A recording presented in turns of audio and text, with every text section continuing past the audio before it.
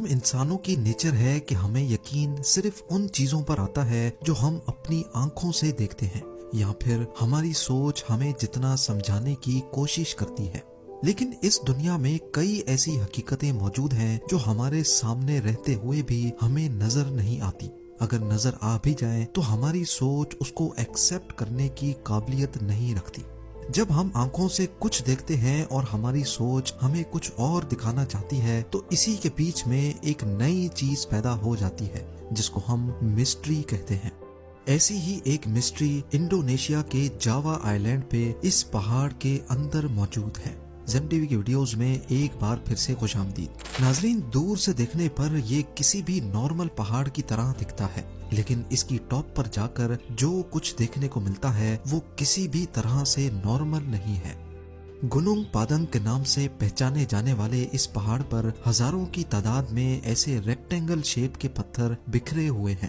یہ پتھر کسی بھی اینگل سے نیچرل فارمیشن نہیں لگتے، بلکہ ایسا معلوم ہوتا ہے کہ ان کو اس خاص شیپ میں کاٹا گیا ہے۔ اب کیونکہ جاوا آئی لینڈ خود ایک والکینک آئی لینڈ ہے، اسی وجہ سے ریسرچرز کا ماننا تھا کہ کوئی والکینک راک یہیں پڑا تھا جس کو کاٹ کر اس شیپ میں لایا گیا ہے۔ لیکن پتھروں کے سیمپلز لینے کے بعد معلوم پڑا کہ یہ پتھر یہاں کے ہیں ہی نہیں، اور اس بات کا مطلب تھا کہ قریب ان 50,000 پتھروں کے بلاکس کو کہیں اور کاٹا گیا تھا اور پھر ایک ایک کر کے اس پہاڑ کے اوپر چڑھایا گیا۔ پہاڑ کی ٹاپ لیئر پر یہ پتھر رینڈملی بکھرے ہوئے ہیں، لیکن کچھ اسپاٹس میں یہ ایک دوسرے کے اوپر ترتیب سے رکھے ہوئے بھی پائے گئے۔ اور صرف اتنا ہی نہیں بلکہ ان کے بیچ میں گارا یعنی سیمنٹ جیسے مکسچر کو بھی ڈالا گیا تھا۔ وہ جو لوگ بھی تھے، ایسا معلوم ہوتا ہے کہ وہ اس پہاڑ کے اوپر کوئی ٹیریس یا کوئی کنسٹرکشن کرنا چاہتے تھے۔ ریسرچرز اس معاملے کو جتنا زیادہ انویسٹیگیٹ کر رہے تھے وہ اتنا زیادہ سرپرائز بھی ہو رہے تھے۔ ٹاپ لیئر پہ پتھروں کے بیچ میں موجود گارے کی جب ریڈیو کاربن ڈیٹنگ کی گئی تو معلوم پڑا کہ یہ 2500 سال پرانا ہے۔